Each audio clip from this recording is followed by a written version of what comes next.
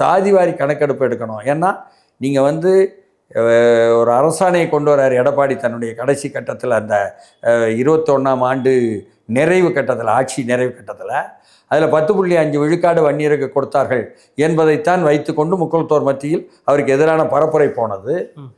அடுத்து 2வது பாராவில் வந்து அவர் என்ன பண்ணுறாருன்னு சொன்னால் 7 விழுக்காடு டிஎன்டிக்குன்னு கொடுக்குறாரு, அந்த டிநோட்டிஃபைடு ட்ரைப்ஸ் என்று சொல்லக்கூடிய சீர்மரபினருக்கு. அதில் முக்குளத்தோர் என்று சொல்லக்கூடிய 4 சாதிக்குள் உள்ள 2 சாதிகள் தான் வந்து அதிகமாக எளிமையாக எளிய மக்களாக இருக்கிறாங்க, உழைக்கும் மக்களாக இருக்கிறாங்க, பிரமலை கள்ளர்கள், மறவர்கள், அவர்கள் வந்துடுறாங்க. இந்த செய்தியை எடுத்து சொல்வதற்கு கூட, அந்த அரசாணையை படித்து விட்டு சொல்வதற்கு கூட அந்த கட்சியில் உள்ள அந்த சமூகத்தில் உள்ளவர்களுக்கே தெரியல. புரியுதுங்களா? அந்த அளவுக்கு இப்படி வந்து சாதி என்பது வந்து ஒரு விஷயமாக விவாதமாக இருக்குது. அதை பற்றி ஆய்வு இல்லாமல், அதை பற்றிய புள்ளி விவரங்கள் இல்லாமல் நீ எப்படி பிரித்து கொடுப்பாய் என்பதுதான் உச்சநீதிமன்றம் சொன்னது. இப்போ சாதிவாரி கணக்கெடுப்பு கட்டாய தேவை என்பது தமிழ்நாட்டினுடைய யதார்த்தம்.